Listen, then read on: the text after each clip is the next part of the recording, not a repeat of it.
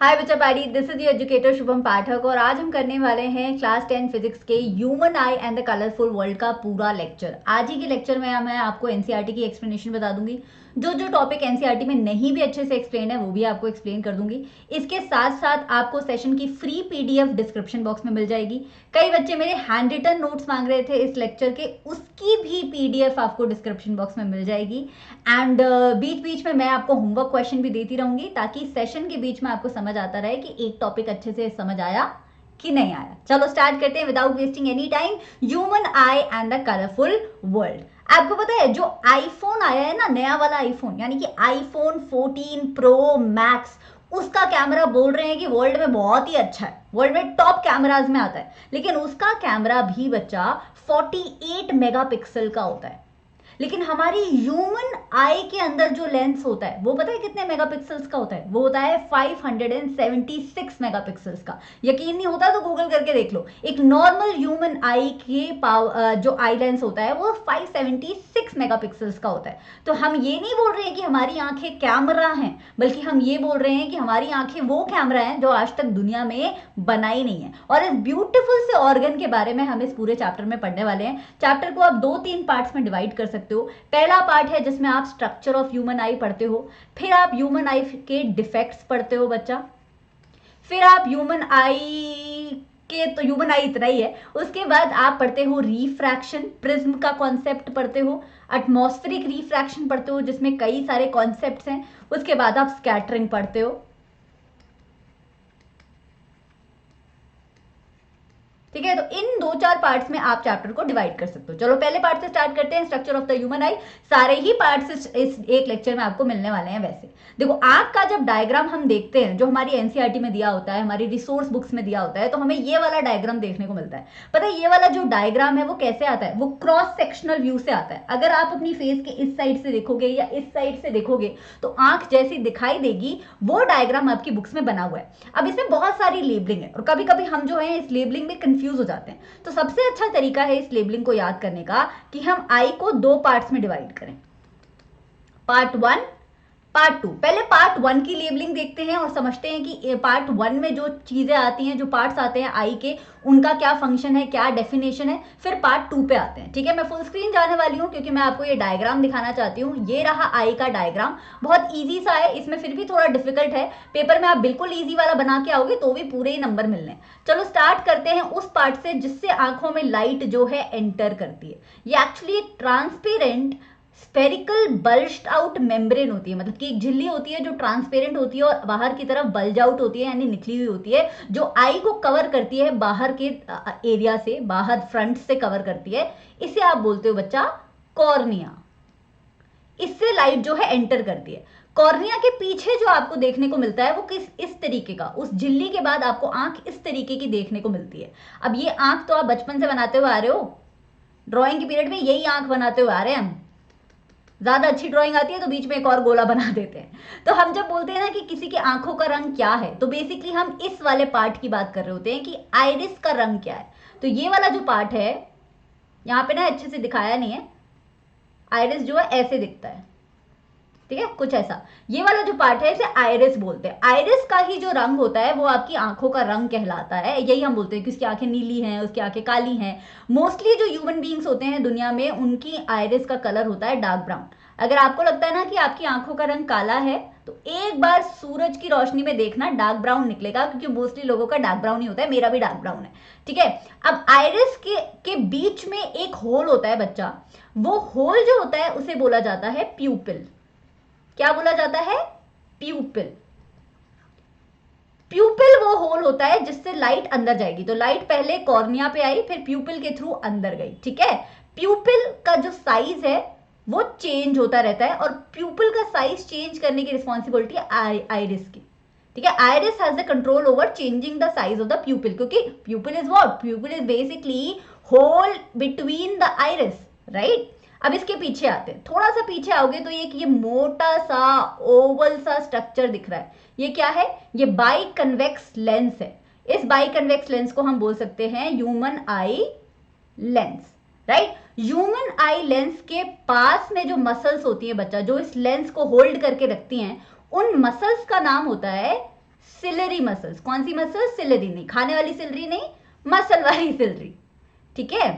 अब हमारी बॉडी की मोस्ट मसल्स की तरह सिलरी मसल्स भी कॉन्ट्रैक्शन और रिलैक्सेशन दिखाती है।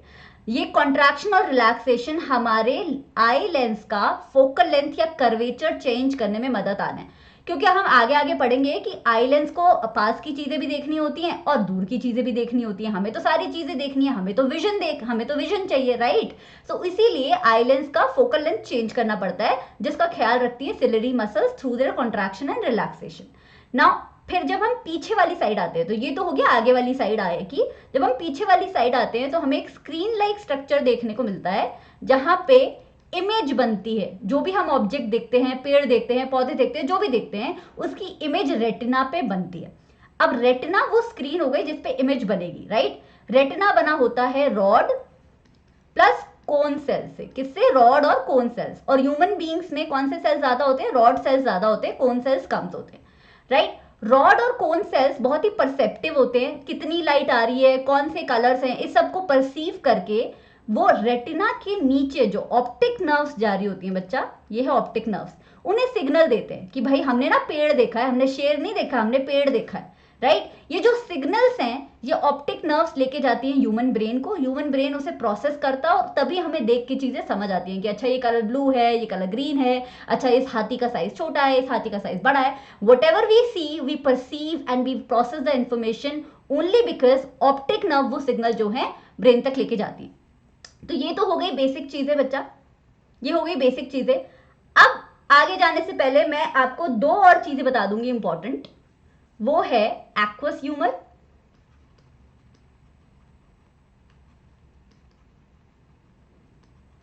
And vitreous humour.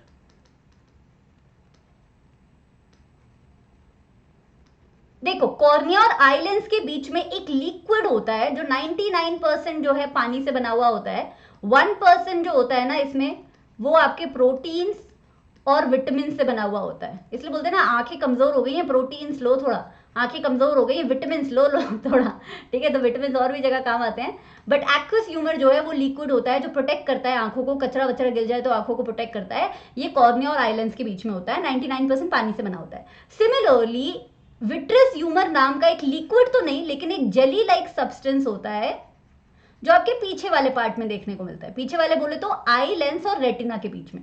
भाई ये आई लेंस है मोटू वाला, है ना, ये जो ओवल व्हाइट कलर का दिख रहा है ये आई लेंस है, पीछे वाली जो स्क्रीन है ये रेटिना है, तो इसके बीच में क्या होता है? Vitreous humour. अब आप बोलोगे मैम विट्रस ह्यूमर क्यों होता है? बच्चा विट्रस ह्यूमर इसलिए होता है क्योंकि आप खुद सोच के देखो, पानी की बोतल अगर खाली होती है, बिस्लरी खरीदते हो, किल्ली खरीदते हो, कोई भी पानी की बोतल खरीदते हो, पानी की बोतल अगर खाली होती है तो उसे पिचकाना बहुत ईजी होता है, लेकिन उसमें जब पानी भरा रहता है तो वो अपनी शेप को रिटेन करती है। अब आई बॉल में अगर हम विट्रस ह्यूमर नहीं रखेंगे, जेली लाइक सब्सटेंस नहीं रखेंगे, तो आई बॉल कोलैप्स करने के चांसेस बढ़ जाएंगे। हम थोड़ी चाहते हैं हमारा आई बॉल कोलैप्स कर, देखेंगे कैसे फिर हम, राइट। इसीलिए ये विट्रस ह्यूमर जो है उसको टर्जिडिटी देता है, उसकी शेप मेंटेन करके रखता है, ठीक है। अब देखो यहां तो मैंने सब कुछ आपको बोल बोल के पढ़ा दिया है, क्या स्ट्रक्चर है आई का, उनके क्या फंक्शन है, मैंने आपको एक बार दिखा दिया है, लेकिन मैं आपको एक चार्ट बना के दे रही हूँ। उस चार्ट का स्क्रीनशॉट लेना चाहते हो तो ले लो, वरना पीडीएफ में तो आपको वो चार्ट मिल ही जाएगा। उस चार्ट में ये सारी चीजें बिल्कुल क्लियर हो जाएंगी। जल्दी से ब्रशअप करें एक बार, जल्दी से 2 मिनट्स लेके ब्रशअप करते हैं। कॉर्निया ट्रांसपेरेंट और बर्स्ट आउट स्फेरिकल मेम्ब्रेन है जिससे लाइट एंटर करती है। आइरिस जो है कॉर्निया के बाद मिलता है, जो डार्क कलर का होता है, मस्कुलर डायफ्राम जैसा होता है कॉर्निया और लेंस के बीच में। ये जो है प्यूपिल के साइज को कंट्रोल करता है, और आइरिस का जो कलर होता है वही आंखों का रंग कहलाता है। प्यूपिल आइरिस के बीच में एक छोटा सा छेद होता है, वो कितनी लाइट आंखों के अंदर एंटर करेगी उसे मॉड्यूलेट करता है।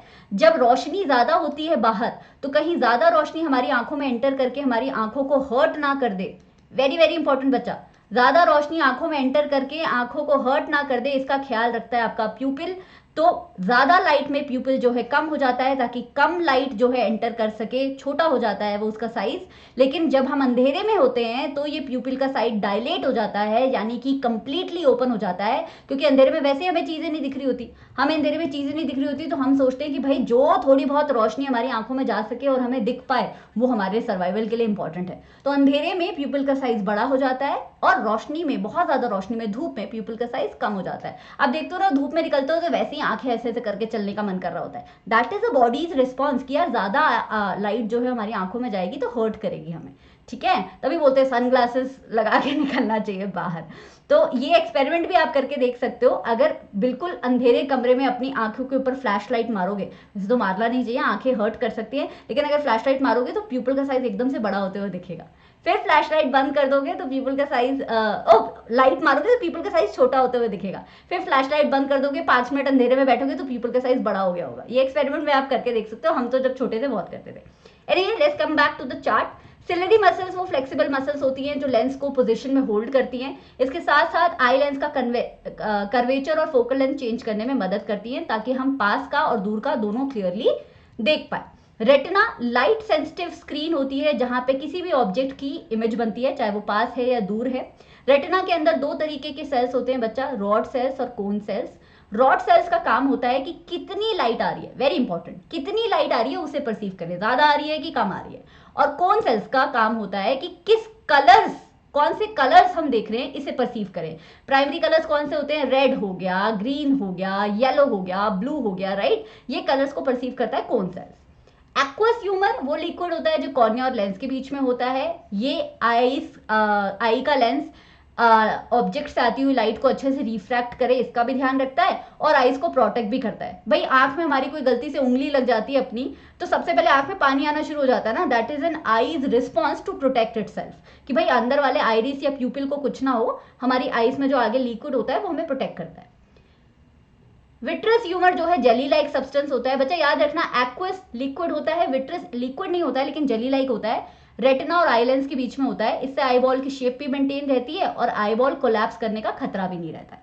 अभी आगे जाने से पहले मैं दे रही हूँ एक होमवर्क क्वेश्चन। इस होमवर्क क्वेश्चन का आंसर आपको कमेंट सेक्शन में मिल जाएगा, लेकिन खुद से करने की कोशिश करना कि इसमें से कौन सा जो ऑप्शन है वो इस डेफिनेशन के लिए ट्रू है। Transparent bulged out spherical membrane that covers the front of the eye, किसकी बात हो रही है? यहाँ पे डी आएगा, ठीक है, मुझे कमेंट्स में बताना। चलो next is power of accommodation. अभी हमने एक छोटी सी बात बोली कि आई का जो लेंस होता है वो पास की चीजें भी देख लेता है, दूर की चीजें भी देख लेता है। ऐसा पॉसिबल होता है सिलरी मसल्स की वजह से। बच्चा यही जो आई लेंस की एबिलिटी है ना, यही जो आई लेंस की पावर है, पावर नहीं बोलेंगे एबिलिटी बोल देते हैं, क्योंकि पावर ऑफ अकोमोडेशन पावर दोनों वर्ड दो बार यूज हो जाएंगे, है ना। तो जो ये आई लेंस की एबिलिटी है कि वो अपनी फोकल लेंथ को कम या ज्यादा कर लेता है डिपेंडिंग अपॉन कि हमें जो ऑब्जेक्ट देखना है वो पास में है कि दूर में है, इसी को बोला जाता है अकोमोडेशन पावर या power of accommodation of the eye lens. ये सिलरी मसल्स के साथ होता है, बार बार मैं बोल रही हूँ सिलरी मसल्स के साथ होता है, लेकिन होता कैसे? देखो सिलरी मसल कॉन्ट्रैक्शन और रिलैक्सेशन दिखा रही होती है, हाथ वाली मसल्स नहीं है, आंखों वाली है, पर कॉन्ट्रैक्शन रिलैक्सेशन दिखा रही होती है। जब ऑब्जेक्ट इन्फिनिटी पे होता है, मतलब हमारी आंखों से बहुत दूर होता है, बात तो समंदर देख रहे हो, समंदर देख रहे हो कि पानी कहां तक है, तो आप इनफाइनाइट एरिया तक कवर कर रहे हो ना विजन को। तो जब ऑब्जेक्ट बहुत दूर होता है तो उससे जो लाइट है वो कुछ पैरेलल तरीके से आती हुई दिखती है। ये तो आप लाइट चैप्टर में पढ़ ही चुके होगे, है ना। ये पैरेलल लाइट रेज जो होती हैं ये रेटिना पे ही इमेज बनाएं और कहीं इमेज ना बनाएं। हमें रेटिना पे ही इमेज चाहिए क्योंकि जो ऑप्टिक नर्व्स है वो रेटिना से कनेक्टेड है। रेटिना पे इमेज बनेगी तो ब्रेन प्रोसेस करेगा अच्छे से, है ना। सो ये पैरेलल इन्फिनाइट ऑब्जेक्ट से आती हुई लाइट रेज रेटिना पे ही इमेज बनाएं, इसके लिए सिलरी मसल्स जो है रिलैक्स होके बैठ जाती हैं। जब सिलरी मसल्स रिलैक्स हो जाती हैं बच्चा, तो आई लेंस भी क्या हो जाता है, रिलैक्स हो जाता है। रिलैक्स बोलो या फिर आप बोलो पतला हो जाता है। रिलैक्स हो गया ना, खिंच गया, सिलेरी मसल्स रिलैक्स हुई, आई लेंस जो है खिंच गया तो पतला हो गया। जब पतला हो गया तो उसका कर्वेचर जो है और फोकल लेंथ जो है दोनों चेंज होगा, राइट। उसका शेप चेंज हुआ है तो कर्वेचर और फोकल लेंथ दोनों चेंज होगा। तो इनफाइनाइट ऑब्जेक्ट के केस में याद कर लो, रट्टा मारना है रट्टा मार लो, समझना है समझ लो। इनफाइनाइट ऑब्जेक्ट के केस में आई लेंस पतला होता है और इसी वजह से जो फोकल लेंथ है वो बढ़ जाती है और आई लेंस की कन्वर्जिंग पावर कम हो जाती है। और ये किस लिए होता है, सिलेरी मसल्स ये सब क्यों करती है, ताकि रेटिना पे ही इमेज बने। On the other hand completely opposite होता है इन केस ऑफ जब ऑब्जेक्ट बहुत पास में होता है। जब ऑब्जेक्ट बहुत पास में होता है तो सिलेरी मसल्स कॉन्ट्रैक्ट करती हैं। जब वो कॉन्ट्रैक्ट करती हैं तो कर्वेचर बढ़ जाता है और फोकल लेंथ जो होती है लेंस की वो कम हो जाती है, राइट। फोकल लेंथ लेंस की कम हो जाती है। ऐसा किस लिए होता है, अगेन ताकि इमेज जो है वो रेटिना पे ही बने, वो कहीं और ना बने। तो सिलेरी मसल्स का पावर ऑफ अकोमोडेशन में बहुत बड़ा योगदान है। बट देखो, एक कैमरा की भी वो होती है, कोई ना कोई कमी होती है। आईफोन का कैमरा, गूगल प्लस का कैमरा, कोई भी कैमरा ले लो, उसकी कोई ना कोई शॉर्ट कमिंग तो होती है। अभी हमारी आंखों में जो कैमरा लगा है, जो 500 मेगापिक्सल से ऊपर का कैमरा है, मतलब कि हमारा आई लेंस, उसकी भी अकोमोडेशन की शॉर्ट कमिंग है। इस शॉर्ट कमिंग को बोला जाता है नियर पॉइंट या फार पॉइंट। नियर पॉइंट वो मिनिमम डिस्टेंस होता है जहां से हम ऑब्जेक्ट को बिना किसी जोर डाले, आंखों पे जोर डाले, अच्छे से क्लियरली देख सकते हैं। अगर मैं अपना फोन आंखों के यहाँ पे रखूंगी ना, तो मुझे बहुत जोर लगेगा अपने फोन को अच्छे से देखने में, और थोड़ी देर में मेरा सर दुख जाएगा। लेकिन मैं अगर अपने फोन को 25 सेंटीमीटर, जो एक नॉर्मल ह्यूमन आई का नियर पॉइंट कहलाता है, 25 सेंटीमीटर की दूरी पे रखूंगी ना, तो मैं फोन को अच्छे से देख पाऊंगी, मेरी आंखों पे कोई स्ट्रेन भी नहीं पड़ेगा।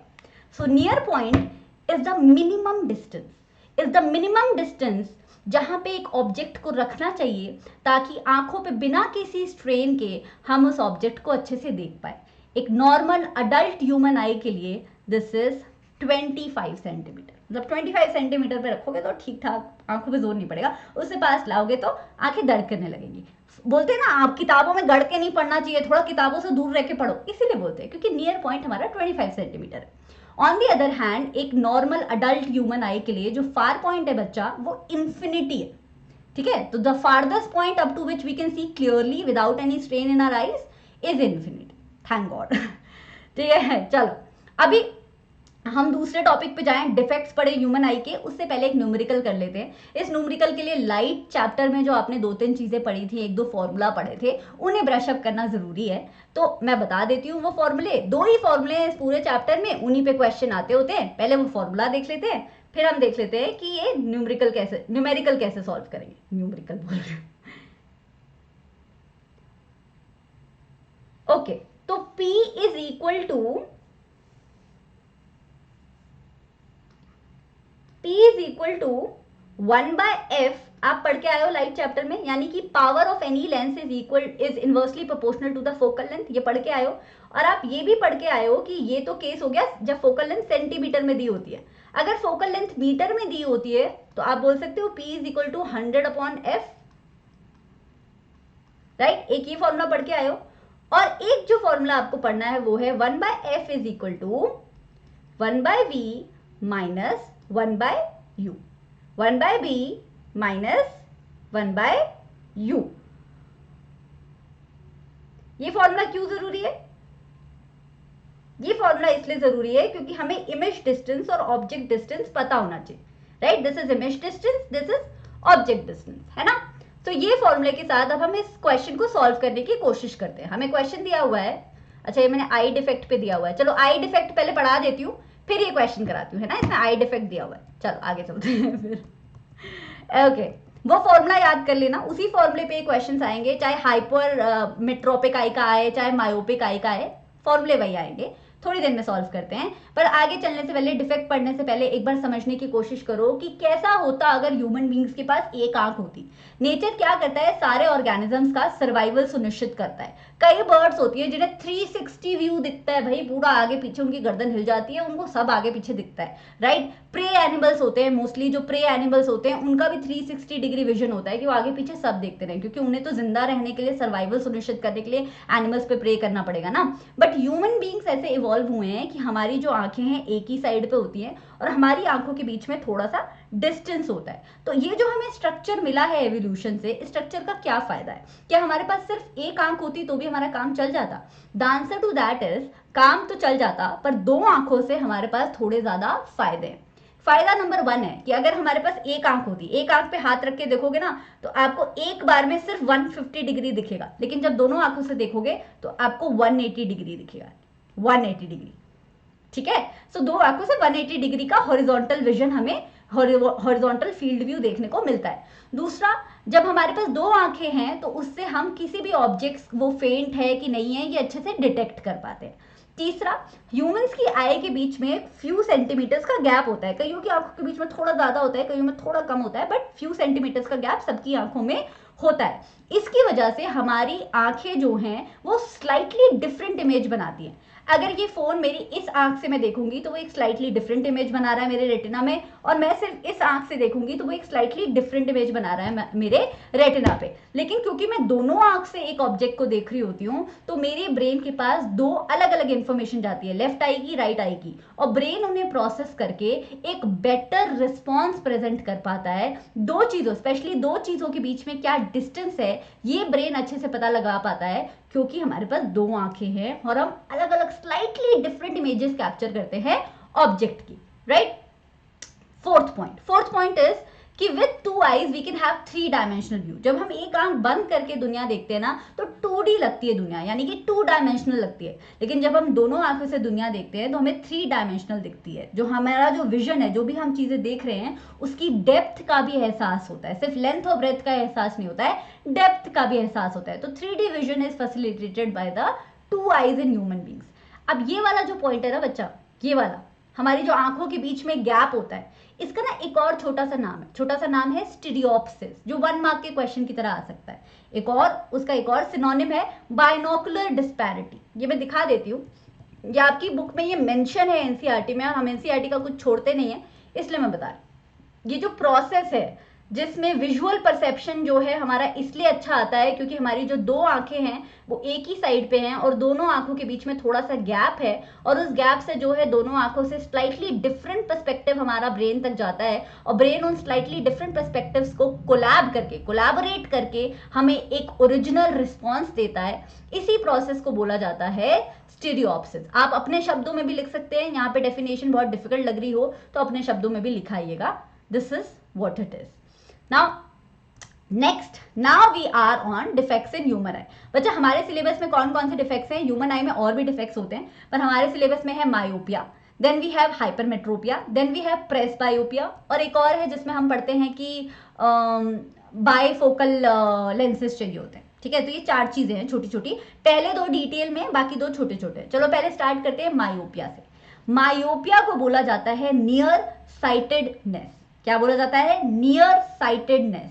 नियर मतलब पास में, साइटेड मतलब देखने की शक्ति। तो मायोपिया का मतलब है जब एक इंसान एक पास में रखी हुई चीज को क्लियरली देख लेता है या देख लेती है, लेकिन दूर रखी हुई चीजों को क्लियरली नहीं देख पाते हैं, उस कंडीशन को बोला जाता है मायोपिया। हेल्दी अडल्ट ह्यूमन आई सब कुछ देख लेती है, पास का दूर का, लेकिन अगर हेल्दी अडल्ट आए या यंग आए, कोई भी, बच्चों में बूढ़ों में किसी में भी हो सकता है, दूर का नहीं देख पा रहे हैं तो उन्हें मायोपिया वाली कंडीशन है। अब मायोपिया क्या है? 2 कारणों की वजह से हो सकती है। अब ये कारण का रट्टा नहीं मारना है, इस कारण को समझना है। आई का डायग्राम बनाओ जरा।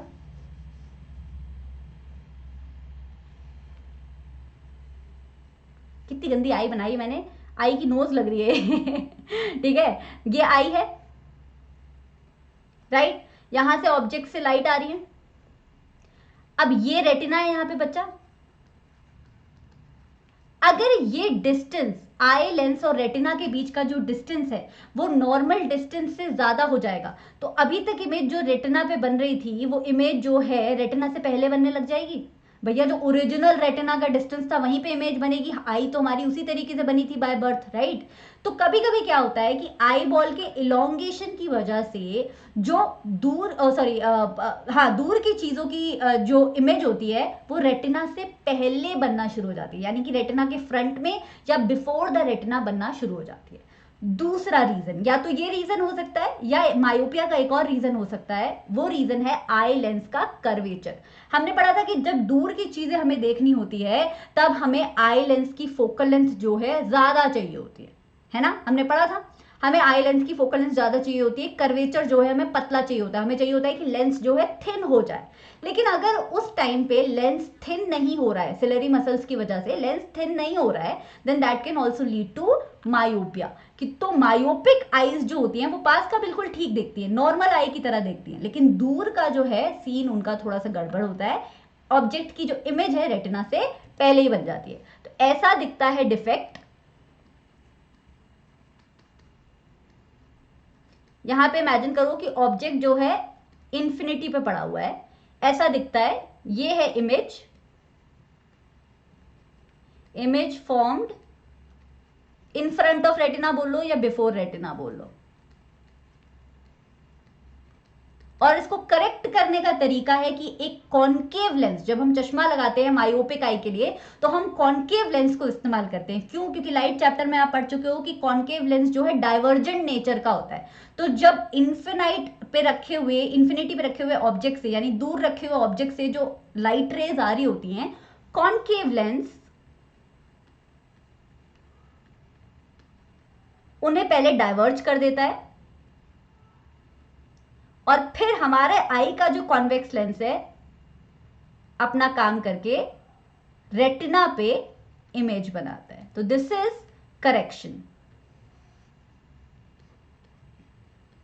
Correction of myopia. जल्दी से करते हैं brush up. Myopia is also known as near sightedness. पास का साफ दिखता है, दूर का दिखने में थोड़ी सी प्रॉब्लम होती है। रेटिना के आगे इमेज बन जाती है दूर से आ रही लाइट रेज की, दूर से ऑब्जेक्ट से आ रही लाइट रेज की। इसको करेक्ट करते हैं कॉन्केव लेंस लगा के।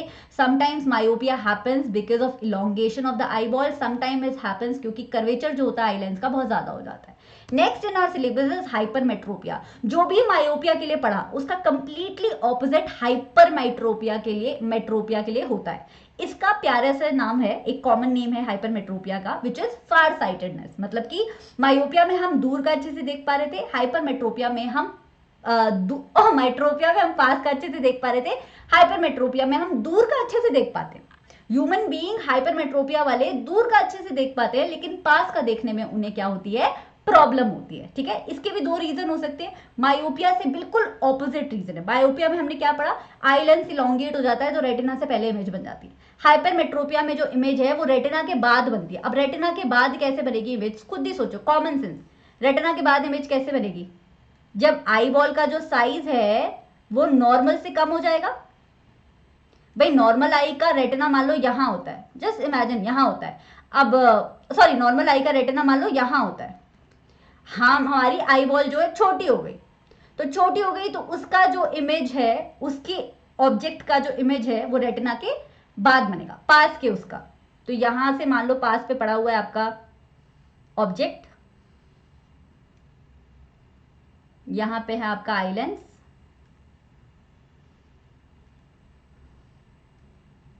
बनना चाहिए था रेटिना पे, इमेज बन रही है, please pardon my diagram, image बन रही है यहां पे आफ्टर रेटिना। तो इस तरीके का दिखता है ये हाइपरमेट्रोपिक डिफेक्ट। यहाँ पे मैंने अच्छी फोटो दिखा दी है। नियर पॉइंट जो होता है हाइपरमेट्रोपिक आई का, वो नॉर्मल आई नियर पॉइंट से जो है अलग जाता है, दैट इज द प्रॉब्लम। इसे हम करेक्ट करते हैं कॉन्वेक्स लेंस लगा के। वहां पे हम कॉनकेव लगा रहे थे, यहाँ पे कॉन्वेक्स लगा रहे हैं। क्यों? क्योंकि हम तो चाह रहे हैं कि कन्वर्जिंग पावर आंख की बढ़ जाए, कन्वर्जिंग पावर बढ़ जाए ताकि जो पीछे इमेज बना रहा है वो पीछे ना बना के रेटिना पे इमेज बनाए, है ना, रेटिना के आगे ना बना के रेटिना पे इमेज बनाए, क्योंकि रेटिना पे ही ऑप्टिक नर्व है। जब रेटिना पे इमेज बनेगी तभी ब्रेन प्रोसेस कर पाएगा। So we cure hypermetropia with a convex lens.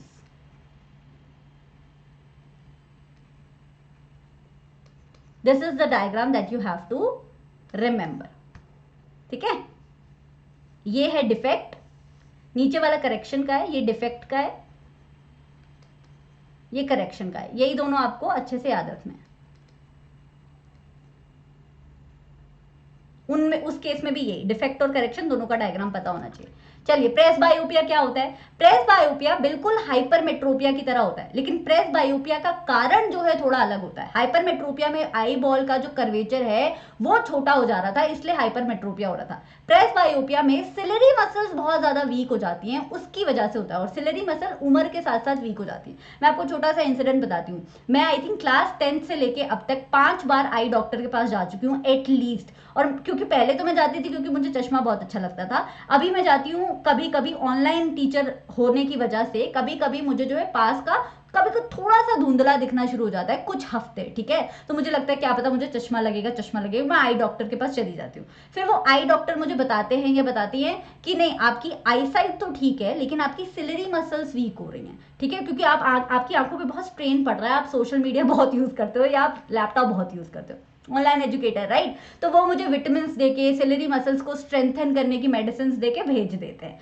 तो presbyopia is a condition in which because of the weakening of the ciliary muscles या फिर आई लेंस की हार्डनिंग की वजह से जब हमें हाइपरमेट्रोपिया जैसी कंडीशन होती है, उसको बोलते हो आप प्रेसबायोपिया, यानी कि पास का दिखना बंद हो जाता है because of weak ciliary muscle, that is known as presbyopia. एक और कंडीशन होती है, कभी कभी लोगों के साथ क्या होता है कि उन्हें पास का भी धुंधला ही दिखता है और दूर का भी धुंधला ही दिखता है। उस केस में किसी एक चश्मे से काम नहीं चलता, अक्सर लोग जो है 2 चश्मे रखते हैं, नॉर्मल चश्मा अलग लगाते हैं दूर का देखने वाला, जब कुछ पढ़ना होता है तो पास वाला चश्मा लगाते हैं। या फिर कुछ लोग होते हैं जो बाईफोकल ग्लासेस इस्तेमाल कर लेते हैं, उसमें एक ही साथ दोनों लेंसेज लगे हुए होते हैं, पास का देखने के लिए भी, दूर का देखने के लिए भी। अच्छा, कॉमन सेंस बताओ, अगर आपको पास का देखना है तो आप ऐसे देखोगे। यूजुअली हमें पास का देखना होता है जब हमें फोन चलाना है या कुछ लिखना है, कुछ पढ़ना है ना, तो पास का हम नीचे मुंह करके देखते हैं।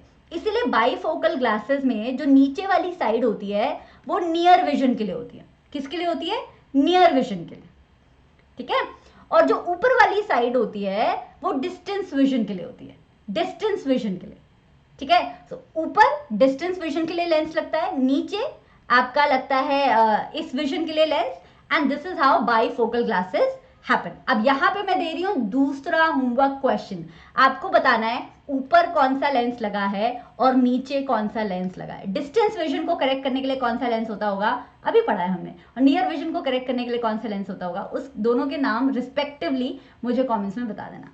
नेक्स्ट, कैटरैक्ट क्या होता है? तो आई डिफेक्ट तो नहीं है ये, it is basically a problem, a disease also you can say, it is known as cataract. मोतियाबिंद बोलते हैं शायद हिंदी में। कैटरैक्ट एक ऐसी कंडीशन होती है जिसमें अगेन उम्र की वजह से, अब यूजुअल कॉज इसका एजिंग होता है, बट इसका मतलब ये नहीं है कि बच्चों में देखी नहीं जाती, कई छोटे छोटे बच्चों को भी कैटरैक्ट होता है, लेकिन मोस्टली जो एजड जनता होती है, जो थोड़े से बड़े लोग होते हैं, उनमें उम्र की वजह से जो आपका आई लेंस होता है ना, हमारी आंख का जो लेंस होता है, उसके आगे एक झिल्ली बननी शुरू हो जाती है, एक मेम्ब्रेन बननी शुरू हो जाती है। उस मेम्ब्रेन की वजह से आई लेंस अच्छी तरीके से फोकस नहीं कर पाता, अच्छी तरीके से चीजें नहीं देख पाता, या तो हमारा विजन बिल्कुल खराब हो जाता है अगर कैटरैक्ट का ऑपरेशन नहीं कराया तो, या फिर पार्शली खराब हो जाता है, मतलब चीजें दिखेंगी लेकिन चीजें साफ तरीके से नहीं दिखेंगी। बहुत ज्यादा बुढ़े लोगों में ये प्रॉब्लम देखी जाती है। अब तो इसकी करेक्टिव सर्जरी आ गई है, एक छोटी सी सर्जरी होती है, उससे कैटरैक्ट ठीक हो जाता है, but there are so many poor people who can't afford cataract surgery, and उनकी आंखें ठीक हो सकती हैं फिर भी वो धुंधला देखने पे मजबूर होते हैं। सो जब हेल्थ कैंपेन्स लगते हैं ना, हेल्थ कैंप्स लगते हैं ना स्लम एरिया में, तो वहां पे कैटरैक्ट सर्जरी लोगों की मुफ्त में कराई जाती है। Just telling you extra information. इस तरीके की दिखती है कैटरैक्ट आई। ये नॉर्मल आई है, normal healthy eye. When I say normal I mean healthy, normal सब कुछ है but this is healthy eye, this is cataract eye. जरूरी नहीं है कि एक साथ दोनों आंखों में हो, ठीक है, एक में भी हो सकता है, दोनों में भी हो सकता है। मेम्ब्रेन की ग्रोथ है आई लेंस के ऊपर, ये याद रखना। चलो, तो आगे जाने से पहले एक और छोटा सा क्वेश्चन, मुझे बताओ कि अगर ह्यूमन बींग्स के पास 2 की जगह एक ही आंख होती तो हमारा हॉरिजॉन्टल फील्ड ऑफ व्यू कितने डिग्री का होता? 150, 160, 180 या 360 डिग्री? कमेंट्स में बताना है, लाइव चैट में नहीं। कमेंट्स में बताओगे तो I will check your answer and I will give you a thumbs up. चलो, next is refraction of light through a prism. तो ह्यूमन आई वाला हमारे पास इतना ही था, हमें स्ट्रक्चर पढ़ना था, हमें उसमें डिफेक्ट्स पढ़ने थे, फंक्शन पढ़ना था ह्यूमन आई के कंपोनेंट्स का, और 1-2 चीजें पढ़नी थी कि एक आंख की जगह 2 आंख से क्या फायदे हैं, ऑल ऑफ दैट। अब हम जा रहे हैं रिफ्रैक्शन वाले टॉपिक में, जिसमें हमें प्रिज्म क्या होता है सबसे पहले वो समझना जरूरी है। बच्चा, प्रिज्म एक ऐसी चीज है जिसे आप लैबोरेटरी में यूज करते हो, फिजिक्स लैब में यूज करते हो। प्रिज्म जो है इस तरीके का दिखता है। इस लेक्चर के लिए मैंने बहुत कोशिश की कि आसपास की स्टेशनरी शॉप पे मुझे प्रिज्म मिल जाए, बट मिला नहीं, पर कोई बात नहीं, सॉरी फॉर दैट। प्रिज्म ऐसा दिखता है, बिल्कुल एक ट्रांसपेरेंट तरीके का होता है, ग्लास से बना हुआ होता है, इसलिए कभी कभी इसे ग्लास प्रिज्म भी बोला जाता है। रिफ्रैक्टिव मीडियम है, आपको पता है लाइट जब है डेंसर या रेयरर, यानी कि जब मीडियम लाइट जहां से पास कर रही है वहां पे मीडियम जो है वो डेंसिटी बदलता है, तब लाइट बेंड करती है, इसी को आप रिफ्रैक्शन बोलते हो। तो प्रिज्म एक रिफ्रैक्टिव मीडियम है जिसके पास 2 ट्रायंगुलर बेसेस होते हैं बच्चा। ये देखो, ट्रायंगुलर बेस नंबर 1, एक पीछे वाला हो गया ट्रायंगुलर बेस नंबर 2। तीन जो है रेक्टेंगुलर लेटरल सर्फेसेस होते हैं, ये हो गया एक, राइट, एक हो गया ये, जो पीछे वाली साइड आपको दिख रहा है, एक हो गया ये। तो 3 rectangular surfaces and 2 triangular basis से मिलके बना हुआ होता है आपका प्रिज्म। और 2 लेटरल सर्फेसेस आपको दिख रहे हैं, एक हो गया ये लेटरल वाला और एक हो गया ये लेटरल वाला, right. This is how a prism और a glass prism looks. Now in 2 lateral surfaces के बीच का जो एंगल है उसे बोला जाता है एंगल ऑफ प्रिज्म, यानी कि ये जो एंगल है इसको बोलोगे आप एंगल ऑफ प्रिज्म। चलो यहां पे हम डायग्राम बना लेते हैं प्रिज्म वाला।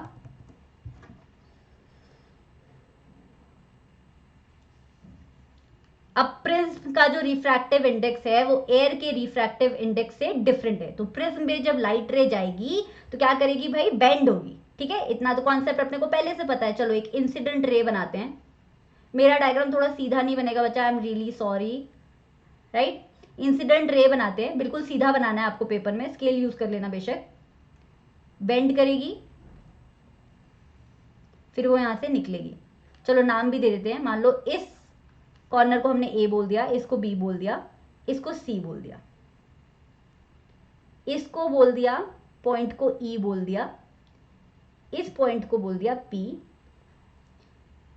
इस पॉइंट को हम बोल देते हैं चलो एस, इस पॉइंट को हम बोल देते हैं आर, पी क्यू, क्यू भी होना चाहिए ना, ये पी क्यू, और नाम दे दें कुछ, धीरे धीरे देते हैं। अब ये इंसिडेंट रे है, पी क्यू क्या है बच्चा, पी क्यू इज और पीई इज इंसिडेंट रे। इतना समझ आया। इसको भी दे देते हैं नाम, ई के साथ हम दे देते हैं यहाँ पे एफ। ई एफ क्या है बच्चा, खुद सोचो, ई एफ क्या है, रिफ्रैक्शन। प्रिज्म के अंदर क्या हुआ है, रिफ्रैक्शन, तो दिस इज रिफ्रैक्टेड रे। फिर आर एस क्या है या एफ एस क्या है, सेम ही बात है। एफ एस क्या है, F S is basically emergent, जो प्रिज्म से बाहर निकली, इमर्ज हुई, उसको क्या बोलोगे, इमर्जेंट रे। ये क्लियर है, इंसिडेंट रे, रिफ्रैक्टेड रे, इमर्जेंट रे। नाउ अगर हम इंसिडेंट रे जब प्रिज्म पे पहुंच रही है वहां पे अगर हम एक नॉर्मल ड्रॉ करेंगे तो ये जो एंगल होगा, पहली बात तो ये एंगल लिख देते हैं। एंगल ए क्या है, अभी पीछे पढ़ा हमने, angle of prism. Incident ray जहां पे प्रिज्म को टच कर रही है वहां पे अगर हम नॉर्मल ड्रॉ करते हैं तो हमें क्या मिलेगा, एंगल ऑफ इंसिडेंस। कौन सा है एंगल ऑफ इंसिडेंस, ये कैसे डिनोट करते हैं हम, छोटे आई से। तो छोटा आई हो गया आपका एंगल ऑफ इंसिडेंट। चलो थोड़ा पेन का कलर चेंज कर लेते हैं। अंदर हुआ रिफ्रैक्शन बच्चा, right, E and F R refracted रे। रिफ्रैक्शन का एंगल कौन सा वाला होगा, सोच के देखो कौन सा होगा इसमें,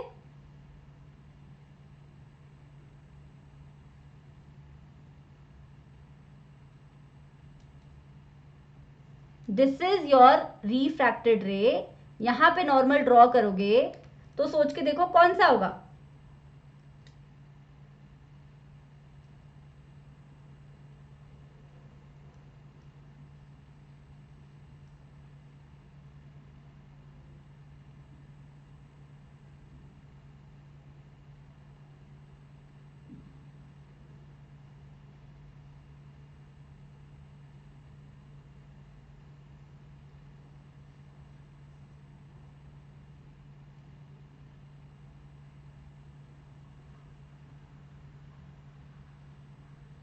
ये वाला होगा, इस नॉर्मल के साथ ये वाला होगा।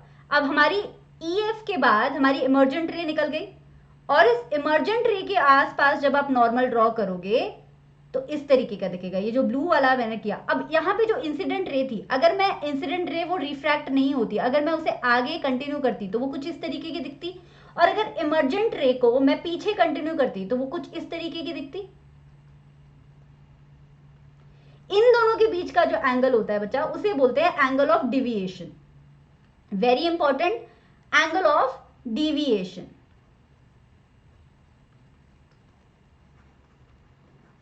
तो angle of deviation is the angle जो इमर्जेंट रे को अगर आप आगे एक्सटेंड करोगे और इंसिडेंट रे को इमर्जेंट रे को अगर आप पीछे एक्सटेंड करोगे और इंसिडेंट रे को अगर आप आगे एक्सटेंड करोगे तो जो एंगल आपको मिलेगा उसे एंगल ऑफ डिविएशन बोलते हैं। अभी आप आगे देखोगे, तो हम नॉर्मल रिफ्रैक्शन पढ़ रहे हैं, व्हाइट लाइट नहीं ली है हमने, यहाँ पे कोई भी लाइट ले ली है। आगे जब व्हाइट लाइट के केस में आप प्रिज्म पढ़ोगे तो आप देखोगे एंगल ऑफ डिविएशन 7 रंगों में से हर कलर का अलग अलग होता है। तो angle of deviation is very very important concept. Angle of emergence भी देख लेते हैं। इमर्जेंट रे आपकी कौन सी है? एफएस वाली है, दिस इज द नॉर्मल। तो ये बनेगा आपका एंगल ऑफ इमर्जेंस। चिंता मत करना, जो नोट्स दूंगी उसमें थोड़ा साफ साफ डायग्राम दे दूंगी। एंगल ऑफ इमर्जेंस,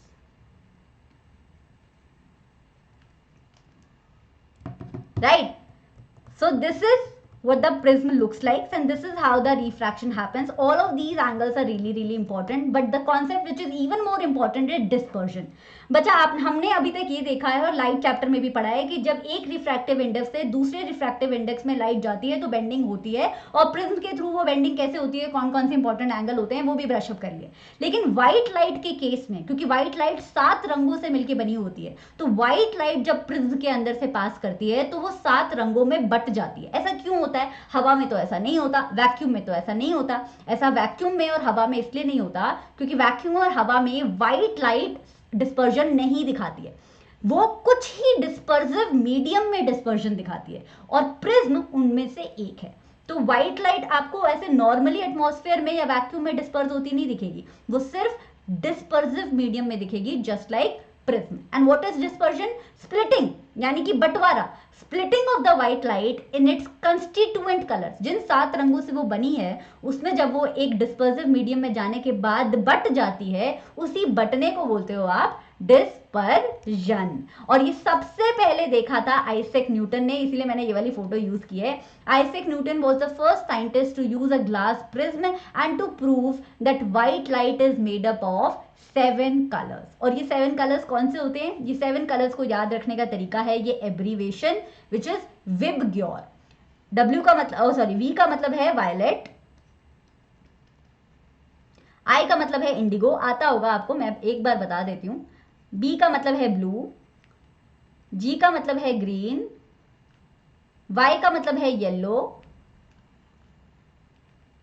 O का मतलब है ऑरेंज, और रेड, R का मतलब है रेड। ठीक है, तो ये विबग्योर 7 कॉन्स्टिट्यूएंट कलर्स होते हैं व्हाइट लाइट के, राइट? तो जब एक प्रिज्म से आप व्हाइट लाइट फेंको, प्रिज्म के अंदर एक व्हाइट लाइट डालोगे, वो भी एक स्लिट के थ्रू, मान लो आपने व्हाइट लाइट को कंट्रोल किया, एक होल के थ्रू आप चाह रहे हो कि व्हाइट लाइट प्रिज्म में एंटर करे, तो वो कुछ इस तरीके की दिखेगी। सबसे पहले तो इंटरनली रिफ्रैक्शन होगा। अब इंटरनल रिफ्रैक्शन जो है 7 कलर्स का एक साथ नहीं हो रहा है। अगर 7 कलर का रिफ्रैक्शन एक साथ होता तो जो प्रिज्म से बाहर निकलता वो भी क्या दिखता? वो भी व्हाइट लाइट की तरह ही दिखता। लेकिन प्रॉब्लम ये है कि व्हाइट लाइट जिन 7 कलर से मिलकर बनी हुई होती है, ये 7 कलर का, 7 ही है ना?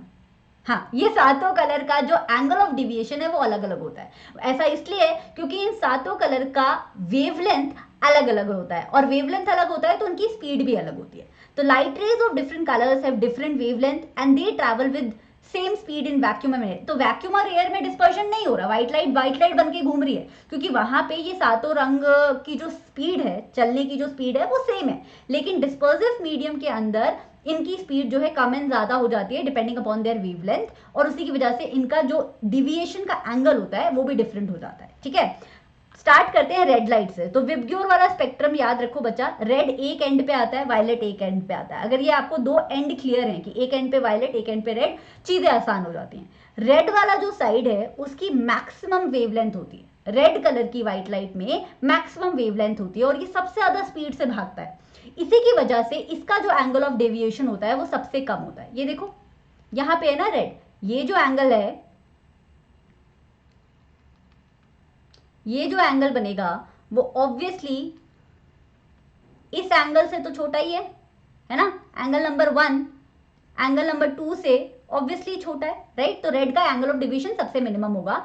वायलेट लाइट जो होती है उसकी वेवलेंथ सबसे कम होती है, उसकी स्पीड भी सबसे कम होती है, इसीलिए इस बेचारी का जो एंगल ऑफ डिविएशन होता है वो सबसे ज्यादा होता है। और इसी तरीके से बढ़ता है, वायलेट का जो है एंगल ऑफ डिविएशन सबसे ज्यादा होगा, उसके बाद थोड़ा सा कम इंडिगो का होगा, थोड़ा सा कम ब्लू का होगा, थोड़ा सा कम ग्रीन का होगा, थोड़ा सा कम उससे येलो का होगा, फिर ऑरेंज का होगा और सबसे कम होगा आपका रेड का। तो ये decreasing order of angle of deviation है विबग्योर। इसको याद रखना, इसके बेसिस पे काफी सारे क्वेश्चन आते हैं, लेकिन मैं वो क्वेश्चन थोड़ी देर में दूंगी आपको। उससे पहले मैं आपको दे रही हूँ एक ये डायग्राम, जिसके थ्रू दो प्रिज्म को यूज करके आइजैक न्यूटन ने ये प्रूव कर दिया था कि व्हाइट लाइट जो है वो 7 रंगों से मिलकर बनी होती है। क्या किया उन्होंने, एक को सीधा रखा, ये प्रिज्म जो है उन्होंने सीधा रखा बच्चा, और एक को रखा उन्होंने उल्टा। एक सीधा प्रिज्म रखा, एक उल्टा प्रिज्म रखा। व्हाइट लाइट जो है पहले एक प्रिज्म से गई, ठीक है, व्हाइट लाइट क्या हो गई, डिस्पर्स हो गई, स्कैटरिंग हो गया व्हाइट लाइट का, स्कैटरिंग हो गया, विबग्योर मिल गया अपने को। वो विबग्योर जो है सेकंड प्रिज्म से पास हुआ, और पता है जब वो वहां से निकला तो क्या निकला, वो निकला व्हाइट लाइट। तो इस एक्सपेरिमेंट के साथ जो यहाँ पे जो स्क्रीन लगी थी काली, उस पे व्हाइट स्पॉट दिख रहा था लाइट का, इसी एक्सपेरिमेंट के साथ प्रूव हो गया था that white light is made up of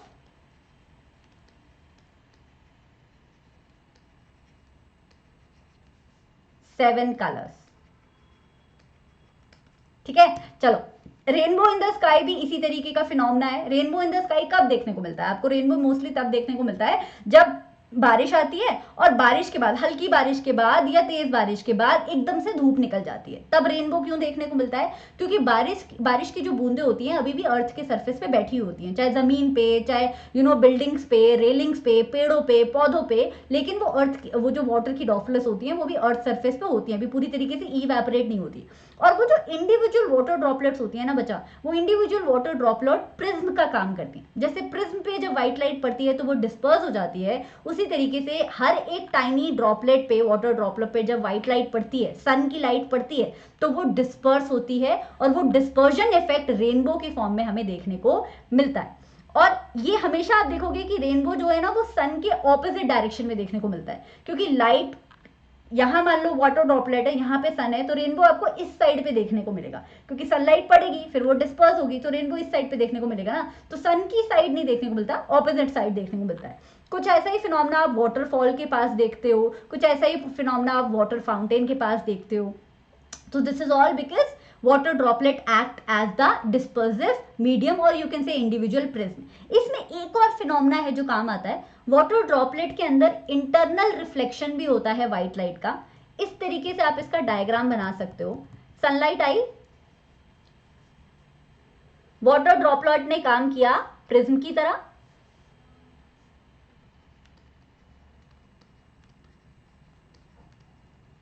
उसके अंदर इंटरनल रिफ्लेक्शन हुआ, और साथ में उसमें क्या हुआ, डिस्पर्जन हुआ। डिस्पर्जन होके हर वाटर ड्रॉपलेट ने अपना काम करके हमें दिया एक स्पेक्ट्रम, और उस स्पेक्ट्रम को बोला जाता है rainbow. Rainbow is nothing but a natural spectrum जो हमें स्काई में देखने को मिलता है आफ्टर अ रेन शावर। कभी दिखेगा, जब बारिश के बाद सूरज अच्छे से निकलेगा तभी हमको दिखेगा, क्योंकि हमें वो सोर्स ऑफ लाइट तो चाहिए ना, बारिश के बाद सूरज का निकलना बहुत जरूरी है। ओके, इस तरीके का वाटरफॉल पे दिखता है, बहुत ही सुंदर, हमारे इंडिया के वाटरफॉल पे भी दिख जाता है, but I don't think this is India का waterfall, I am not sure, looks like Dudh Sagar waterfall, but you get my point. Okay, आगे जाने से पहले, इससे पहले कि हम स्कैटरिंग इफेक्ट पढ़ें, टिंडल इफेक्ट पढ़ें, है ना, एटमॉस्फेरिक रिफ्रैक्शन पढ़ें, एक असर्शन एंड रीजनिंग करके कोशिश करना। असर्शन बोल रहा है कि वायलेट कलर की जो लाइट होती है वो सबसे ज्यादा डिविएट करती है, और रेड कलर की जो लाइट होती है वो सबसे कम डिविएट करती है प्रिज्म से पास करने पे। रीजन कह रहा है कि एक प्रिज्म का जो मटीरियल होता है उसका रिफ्रेक्टिव इंडेक्स हाईएस्ट होता है रेड लाइट के लिए, और वायलेट लाइट के लिए उसका जो रिफ्रेक्टिव इंडेक्स है वो सबसे कम होता है। ठीक है, तो ये आंसर मुझे कमेंट्स में बता देना। I am going to atmospheric refraction. Refraction का अगर कॉन्सेप्ट क्लियर है कि जब एक मीडियम से दूसरे मीडियम में लाइट रे जाती है तो क्योंकि उन दोनों मीडियम में डेंसिटी का डिफरेंस होता है, इसीलिए लाइट रे जो है बेंड करती है। बस इतना सा ही एक लॉजिक है जो एटमॉस्फेयर में भी लगता है। देखो, हमें लगता है कि एटमॉस्फेयर में जो हवा है वो एक जैसी है, पर ऐसा है नहीं। एटमॉस्फेयर में SO2 भी है, CO2 भी है, ऑक्सीजन भी है, नाइट्रोजन भी है, सल्फर डाइऑक्साइड के साथ कार्बन मोनोऑक्साइड भी है, CO भी है ना, तो बहुत सारी गैसेस है, और सबका कॉन्सेंट्रेशन हर जगह सेम नहीं है। जहाँ पॉल्यूशन है वहाँ कार्बन डाइऑक्साइड ज्यादा है, जहाँ खुली हवा है वहाँ कार्बन डाइऑक्साइड कम है, तो कॉन्सेंट्रेशन डिफरेंट है। कहीं पे डस्ट पार्टिकल्स हैं, कहीं पे फॉग है, कहीं पे स्मॉग है, राइट। तो अर्थ में डिफरेंट डिफरेंट लेयर्स हैं, it is not uniform. Different different layers की वजह से इनकी जो डेंसिटी है वो भी डिफरेंस है। और ऐसा जरूरी नहीं है कि अर्थ की डेंसिटी हमेशा सेम रहे कि भाई ये पर्टिकुलर लेयर है, लेयर नंबर ए, इसकी डेंसिटी तो हमेशा ये रहती है। नहीं, डेंसिटी हर सेकंड हर मोमेंट बदलती भी रहती है और डेंसिटी पूरी अर्थ के लिए सेम भी नहीं रहती है। ठीक है, तो earth has different layer and those different layers are rarer or denser with respect to each other depending upon the temperature, climate, time, all of that. और इसीलिए जब यूनिवर्स में तो वैक्यूम है, जब बाहर से वैक्यूम से कोई लाइट अर्थ के सरफेस में एंटर करती है या अर्थ के स्फेयर में एंटर करती है तो उसमें कंटिन्यूअस रिफ्रैक्शन होता है। Why continuous? एक बार क्यों नहीं होता? एक बार इसलिए नहीं होता बच्चा क्योंकि बार बार डेंसिटी चेंज हो रही है ना अर्थ की लेयर में, तो बार बार बेंडिंग हो रही है। सो हमें लगता है कि जब अर्थ में रेज आएंगी, छोटी क्लासेस में जब हम डायग्राम बनाते होते थे तो हम बनाते भी ऐसे थे कि भाई ये रहा सर्कल और अर्थ में रेज आ रही है, वो सीधे आ रही है, पर एक्चुअली ऐसा नहीं होता। होता ऐसा है, बाहर से रेज आती हैं और वो कुछ ऐसे आती हैं, कभी भी स्ट्रेट पाथ नहीं होता उनका, क्योंकि रिफ्रैक्टिव इंडेक्स बदलता रहता है, डेंसिटी जो है बदलती रहती है। डेंसिटी वैसे तो बदलती रहती है बट ऑन एन एवरेज अगर आप बोलोगे तो ऊपर वाली लेयर्स की जो डेंसिटी होती है वो थोड़ी कम होती है, तो ये रेरर मीडियम्स होते हैं, और नीचे वाली जो होते हैं वो डेंसर मीडियम्स होते हैं। डेंसिटी ऊपर से नीचे आने में डेंसिटी इंक्रीज होती है, मतलब this is just common assumption we take. Obviously ऐसा किसी जगह पे ऐसा अलग भी हो सकता है depending upon again climate, temperature and all of that, but नीचे की लेयर्स में आओगे तो यूजुअली डेंसिटी इंक्रीज करेगी। ठीक है, तो कभी भी लाइट जो है स्ट्रेट पाथ ट्रैवल नहीं करती है अर्थ के एटमॉस्फेयर में, और इसी को हम बोलते हैं एटमॉस्फेरिक रिफ्रैक्शन। अब इसी एटमॉस्फेरिक रिफ्रैक्शन की वजह से कुछ फिनोमेना हमें देखने को मिलते हैं। जैसे पहला फिनोमेना है कि जो तारे होते हैं, जो स्टार्स होते हैं, जब आप स्काई पे देखोगे, पहली बात तो पोल्यूशन, हमें सितारे दिखते ही नहीं है, पर अगर किसी दिन साफ दिन बारिश के बाद सितारे दिख गए तो वो सितारे हमें अपनी नॉर्मल एक्चुअल पोजीशन से थोड़ा सा और ज्यादा ऊपर दिखते हैं। ऐसा क्यों होता है? ऐसा रिफ्रैक्शन की वजह से होता है। देखो ये स्टार है, ये स्टार की एक्चुअल पोजीशन है, लेकिन स्टार से जो लाइट आ रही है, जिसे स्टार लाइट बोल सकते हो, स्टार से जो लाइट आ रही है वो अर्थ के एटमॉस्फेयर में घुसते हुए बार बार बेंड होके आ रही है, राइट? बेंड होके आ रही है, और जब तक हमारी आंखों पे वो स्टार से आती हुई लाइट पहुंचती है तब तक हमारा जो दिमाग है वो परसीव करता है कि स्टार यहाँ पे थोड़ी है, स्टार तो थोड़ा पीछे है। सारा गेम परसेप्शन का है। आपको ये समझ आया? जब हम रेटिना वाला टॉपिक पढ़ रहे थे, रेटिना पे इमेज बन रही है तो ब्रेन जो है प्रोसेस कर रहा है, रेटिना पे उल्टी इमेज बनेगी तो उल्टा, मतलब उल्टी इमेज बनेगी, सीधी इमेज बनेगी, टेढ़ी बनेगी, वो ब्रेन वही प्रोसेस करता रहेगा, तो गड़बड़ कहीं पे भी हो सकती है, right? So it is all about perception. हमारी दिमाग में भी नहीं, हमारी आई पे एक स्क्रीन लगी हुई है लाइट सेंसिटिव, उस पर जो भी इमेज बनती है ब्रेन उसको प्रोसेस करता है। ब्रेन को नहीं पता सामने क्या पड़ा है, ब्रेन को वो इमेज पता है। तो जब ये रिफ्रैक्टिव इंडेक्स चेंज होता रहता है और जब हमारी आंखों तक वो स्टार लाइट पहुंचती है तब जो है हमारा ब्रेन परसीव करता है कि ये लाइट जो है ना पीछे से आ रही होगी, और जब वो पीछे सीधी लाइन ऐसे इमेजिन करता है तो वो परसीव करता है कि तारा ना कहीं यहाँ पे होगा, और वो चेंज इन रिफ्रैक्टिव इंडेक्स या एटमॉस्फेरिक रिफ्रैक्शन की वजह से आपको तारा थोड़ा सा ऊपर दिखता है। ठीक है, ये हो गया कारण। दूसरी है ट्विंकलिंग ऑफ स्टार्स। ऐसे स्टार ऐसे दिखते हैं ना, बचपन में वो ट्विंकलिंग ऑफ स्टार वाली पोएम भी गाते होते थे, twinkle twinkle little star I guess. तो स्टार्स जब आप कभी रात को देखोगे तो ऐसे जगमग करते हुए लगते हैं, जैसे दिवाली वाली जो मिर्ची लाइट होती है ना उस तरीके के दिखते हैं। ऐसा क्यों होता है? क्या स्टार में लाइट लगी हुई है, बल्ब लगा हुआ है? नहीं, ऐसा नहीं है। एक्चुअली स्टार हमसे बहुत दूर होते हैं बच्चा, स्टार हमसे बहुत दूर होते हैं। ऐसा नहीं है कि स्टार का साइज इतना छोटा होता है, बट क्योंकि वो हमसे बहुत दूर होते हैं तो हमें वो यूनिवर्स में एक टाइनी डॉट की तरह दिखते हैं, हमें वो स्पेस में एक टाइनी डॉट की तरह दिखते हैं। अब इस टाइनी डॉट में क्या गेम है वो देखते हैं। मान लो ये अर्थ सरफेस है,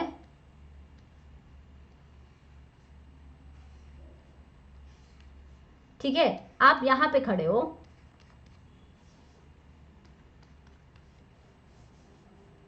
मोमेंट 1, मैं सेकंड भी नहीं लिख रही हूं, मैं मोमेंट लिख रही हूं, because 1 moment can be smaller than a second और ग्रेटर देन अ सेकेंड। ठीक है, एक मोमेंट पे आप इस तरीके के दिख रहे हो, दूसरे मोमेंट पे ऐसे, तीसरे मोमेंट पे ऐसे, 3 मोमेंट्स ले रहे हैं हम, 3 सेकेंड भी आप बोल सकते हो अपनी उसके लिए, ईज के लिए। अब यहां पे मान लो स्टार है, स्टार की पोजीशन में चेंज करना नहीं चाह रही हूं, स्टार यहीं पे। अब पहले सेकंड में मान लो स्टार से जो मैं क्या बोल रही हूँ कि एटमॉस्फेयर की जो लेयर्स हैं वो डेंसर या रेयरर होती रहती है ना, डेंसिटी जो है, रिफ्रैक्टिव इंडेक्स जो है, उनका कंटिन्यूसली बदले जा रहा है, कंटिन्यूसली। अभी यहाँ पे ज्यादा डेंसर था, क्या पता यहाँ पे हो गया, क्या पता यहाँ पे हो गया, क्या पता यहाँ पे हो गया, है ना, ऐसा हो रहा है। अब मान लो पहले सेकेंड या पहले मोमेंट में जो स्टार से लाइट आ रही थी वो कुछ इस तरीके की आ रही थी,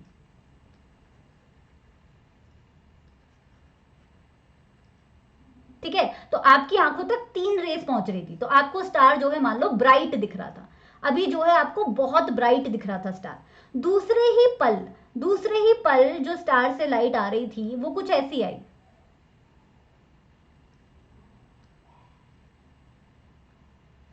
तो एक रे तो हमारी आंख तक पहुंची नहीं, एक रे तो इधर चली गई, ये तो इधर चली गई, है ना, हमारी आंख तक सिर्फ एक ही रे पहुंची, तो हमें स्टार क्या दिखा, डिम दिखा। दूसरे ही पल हमें स्टार बहुत डिम दिखा।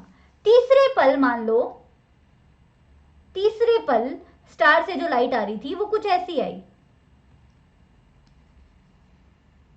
तो पहले वाले से मतलब सेकंड वाले, पहले वाले से तो ब्राइट नहीं दिखा, लेकिन सेकंड वाले टाइम से हमारा जो स्टार है हमें थोड़ा सा ब्राइट दिखा, लिटिल ब्राइट, राइट। तो चेंजिंग रिफ्रैक्टिव इंडेक्स की वजह से एटमॉस्फेरिक रिफ्रैक्शन में क्या होता है कि बार बार एयर डेंसिटी अलग अलग टाइम पे, अलग अलग पोजीशन पे, अलग अलग प्लेसेस पे चेंज होती रहती है।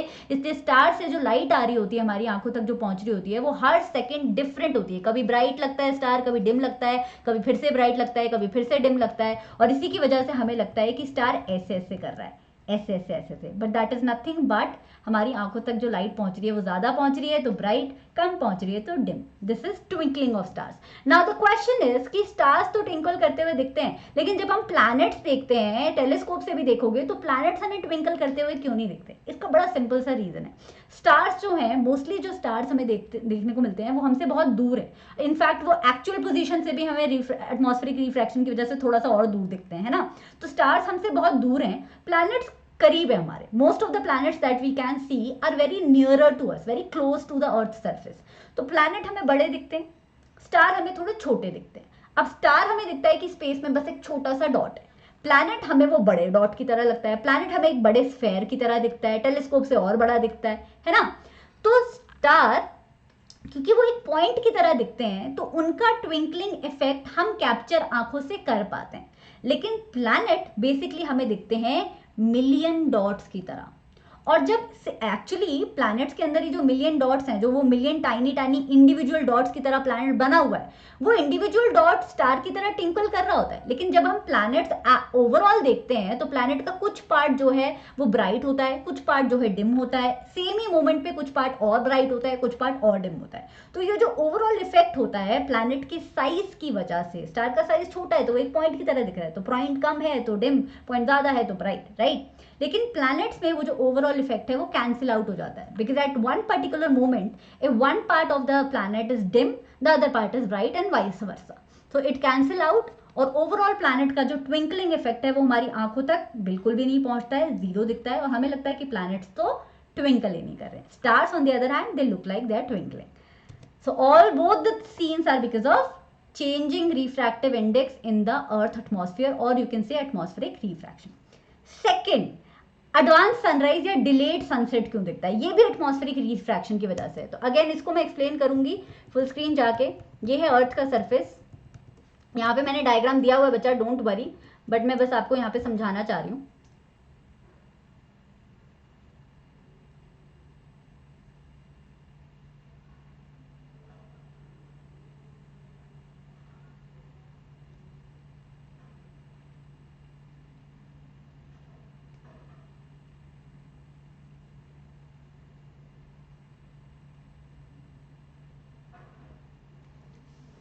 पेन का कलर ठीक है, ब्लू अर्थ बनाते हैं, ठीक है। ये अर्थ है, ये हमारी अर्थ, कितनी गंदी अर्थ है, कुकी लग रही है, बट ये है हमारी अर्थ। अर्थ का थोड़ा सा एटमॉस्फेयर भी बना देते हैं बच्चा, क्योंकि रिफ्रैक्टिव इंडेक्स तो एटमॉस्फेयर का है ना। तो ये जो मैं डॉटेड सर्कल बना रही हूँ अर्थ के आसपास, इमेजिन कर लो कि ये अर्थ का क्या है, एटमॉस्फेयर है। अब हॉराइजन क्या होता है बच्चा?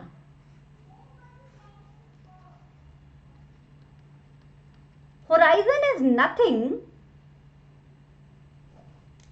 But the line at which the earth surface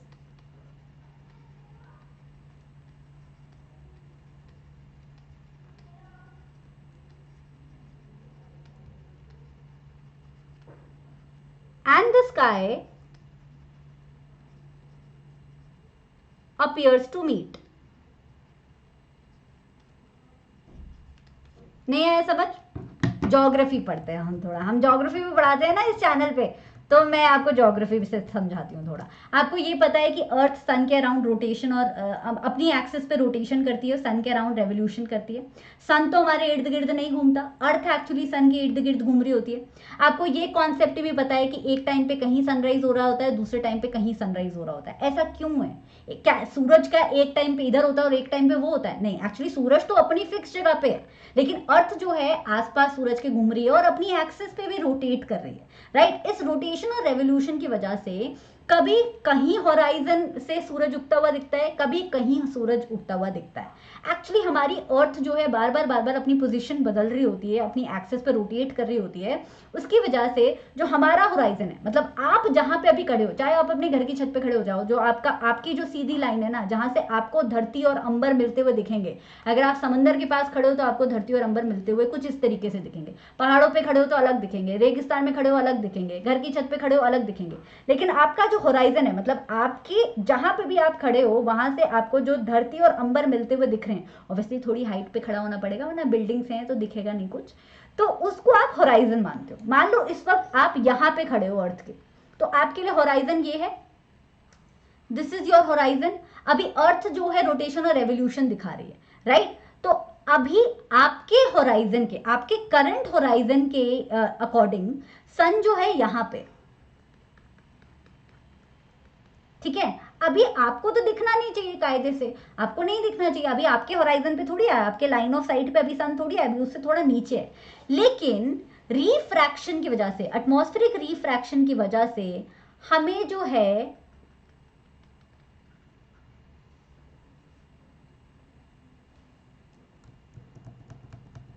ठीक है, एटमॉस्फेरिक रिफ्रैक्शन की वजह से हमें जो है होराइजन से नीचे है सन, लेकिन हमारी आंखों में वो सन हमें परसीव होना शुरू होता है, क्योंकि सन की जो लाइट है वो एटमॉस्फेरिक रिफ्रैक्शन की वजह से हमारी आंखों तक पहुंचती है। फिर हमारा ब्रेन ऐसा परसीव करता है कि नहीं सन उग गया, सन तो उग गया, तो this is its actual position. लेकिन उस एक्चुअल पोजीशन के कॉन्टेक्स्ट में ही एटमॉस्फेरिक रिफ्रैक्शन की वजह से हमें सन यहाँ पे परसीव होता है, और यही कारण है कि हमें सनसेट होने से 2-4 मिनट पहले ही सन इस तरीके से दिखना स्टार्ट हो जाता है। सन अभी हमारे लाइन ऑफ साइट, अभी हमारे होराइजन से थोड़ा नीचे, बट एटमॉस्फेरिक रिफ्रैक्शन की वजह से हमारी आंखों तक उसकी रोशनी पहुंच रही है और हमारा दिमाग बोल रहा है कि सनराइज होना शुरू हो गया है। सेम ही लॉजिक है सनसेट का, सनसेट भी हो जाता है, सन मान लो सेट हो गया, मान लो ये सन सेट हो गया, सन यहाँ पे अभी सन आपको दिख रहा था, दोपहर में दिख रहा था, शाम हो गई, सनसेट हो गया। लेकिन सनसेट होने के बाद भी जब वो होराइजन से बहुत नीचे चला जाएगा, चलो तब तो रिफ्रैक्शन की जो लाइट्स होंगी वो आंखों तक पहुंचेंगी नहीं। लेकिन जब तक वो यहाँ पे है, होराइजन से थोड़ा ही नीचे है, 2-4 मिनट की बात है, तब तक सनसेट के बाद भी जो सन की लाइट होती है वो हमारी आंखों तक पहुंच रही होती है, और सनसेट के थोड़े टाइम बाद भी हमें सनसेट दिख रहा होता है। इसलिए सनराइज हमें थोड़ा सा पहले दिख जाता है क्योंकि होराइजन के बहुत पास होता है सन, और सनसेट के बाद भी हमें सन दिखता रहता है क्योंकि अगेन होराइजन के बहुत पास होता है। तो अगर अच्छे डायग्राम से मैं दिखाऊं तो ये है, अगर आप अर्थ सरफेस पे यहाँ खड़े हो तो ये होराइजन है आपका, ये ट्रू पोजीशन है सन की, चाहे सनराइज के टाइम हो, सनराइज के टाइम पे वो ऐसे आएगा, सनसेट के टाइम पे वो ऐसे जाएगा, लेकिन यही पोजीशन है, राइट? और रिफ्रैक्टिव इंडेक्स की वजह से वो हमें परसीव होता है यहाँ पे, बट ये बहुत ज्यादा टाइम पे नहीं होता है, क्योंकि बहुत ज्यादा टाइम बीत जाएगा, अर्थ तो अपना रोटेशन रेवोल्यूशन करेगी, सन जो होराइजन से हमारे बहुत नीचे चला जाएगा। लेकिन 2-4 मिनट आगे पीछे हमें सन देखने को मिलता है। So I hope you are clear with this कि डिलेड सनसेट और एडवांस सनराइज क्यों होता है। आगे जाने से पहले, स्कैटरिंग पढ़ने से पहले मैं आपको एक क्वेश्चन देना चाहूंगी। वो क्वेश्चन है ये, प्लैनेट्स जो हैं ट्विंकल क्यों नहीं करते हैं और स्टार्स जो हैं वो ट्विंकल क्यों करते हैं? आपको ये आंसर मुझे बताना है, ठीक है? तो ये ऑप्शंस देख लो और इस ऑप्शन का आंसर जो है मुझे कमेंट सेक्शन में बता देना। नेक्स्ट इज बच्चा scattering of the light and Tyndall effect. Scattering क्या होता है? स्कैटरिंग का मतलब है अगेन फैलना। बोलोगे डिस्पर्जन का भी फैलना, स्कैटरिंग का भी फैलना, हाँ दोनों ऑलमोस्ट सेम ही चीज है। जब एक लाइट किसी एक मीडियम से दूसरे मीडियम में जाती है, तो किसी भी मीडियम में जाती है, जब एक लाइट किसी मीडियम में जाती है तो उस मीडियम में जो ऑलरेडी पार्टिकल्स प्रेजेंट है, चाहे डस्ट पार्टिकल है, पोल्यूशन पार्टिकल है, कोलाइडल पार्टिकल है, कोई भी पार्टिकल है, तो उस मीडियम में जो पार्टिकल प्रेजेंट हैं उन मीडियम को वो पार्टिकल्स को वो हिट करती है। लाइट आई भाई, लाइट के पास एनर्जी थी, उसने उस पार्टिकल को हिट किया। जब वो लाइट पार्टिकल्स को हिट करती है तो लाइट की जो एनर्जी होती है वो थोड़ी सी एनर्जी तो वो पार्टिकल एब्जॉर्ब कर लेते हैं। कुछ लाइट रेज किससे बनी है? एनर्जी से बनी है, इट्स लाइट एनर्जी बेसिकली। कुछ तो वो एनर्जी जो है वो पार्टिकल एब्जॉर्ब कर लेते हैं, कुछ एनर्जी जो है, कुछ लाइट रेज जो है वो पार्टिकल स्कैटर कर देते हैं। क्या कर देते हैं? स्कैटर कर देते हैं, री एमिट कर देते हैं एनवायरमेंट में, ठीक है। So scattering of light is the phenomena that जब लाइट एक मीडियम में जाती है तो उस मीडियम के पार्टिकल्स को हिट करती है, कुछ लाइट रेज वो पार्टिकल्स एब्जॉर्ब कर लेते हैं, कुछ लाइट रेज वो स्कैटर कर देते हैं। अब कितनी लाइट रेज वो स्कैटर करेंगे उस पर डिपेंड करेगा स्कैटरिंग की इंटेंसिटी और किस कलर की लाइट वो स्कैटर करेंगे, वो सब कुछ, दोनों ही चीजें, कितनी लाइट स्कैटर करेंगे और किस कलर की लाइट ज्यादा स्कैटर करेंगे, ये दोनों ही चीजें डिपेंड करता है कि उस पर्टिकुलर मीडियम के पार्टिकल्स का नेचर क्या है, साइज क्या है, नेचर क्या है, ऑल ऑफ दैट, ठीक है। 1 मार्क का वेरी इंपॉर्टेंट क्वेश्चन। किस चीज पे डिपेंड करता है ये सब कुछ? ये चीज पार्टिकल्स पे डिपेंड करता है और इसी चीज को बोला जाता है टिंडल इफेक्ट। कभी घर में सुबह सुबह धूप आ रही हो और आप पर्दा हटाओगे, पर्दे से धूप आएगी ना तो आपको वहां छोटे छोटे छोटे छोटे पार्टिकल देखने को मिलेंगे और आपको लगेगा छी घर में इतना डस्ट है। That's not actually dust, that घर का जो एटमॉस्फेयर है उसमें जो छोटे छोटे पार्टिकल्स हैं जब उन पे लाइट पड़ती है तो वो आपको टिंडल इफेक्ट की तरह देखने को मिलता है। सिमिलर टिंडल इफेक्ट आपको फॉरेस्ट में भी देखने को मिलता है बच्चा। फॉरेस्ट में टिंडल इफेक्ट के लिए जो है वाटर ड्रॉपलेट स्कैटरिंग का काम करती हैं, water droplets become the scatter medium, ठीक है। लेकिन घर में जो है डस्ट पार्टिकल एक तरीके से टिंडल इफेक्ट दिखाते हैं, कोलाइडल पार्टिकल्स दिखाते हैं। बिल्कुल ये जो विंडो दिखाई हुई है मैंने, ऐसा टिंडल इफेक्ट आपको घर में सुबह खिड़की खोलने पे भी मिल जाएगा। पूरी खिड़की नहीं खोलनी है, थोड़ा सा पार्ट खोलना है ताकि लाइट एंटर कर सके और आपको ये टिंडल इफेक्ट दिख सके, right. So the phenomena of the scattering of the light by colloidal particle in a medium is known as Tyndall effect. अब ये जो लाइट स्कैटर हो रही है ये पार्टिकल्स पे डिपेंड करेगी, लाइक आई सेड पार्टिकल के साइज पे, पार्टिकल के नेचर पे डिपेंड करेगा।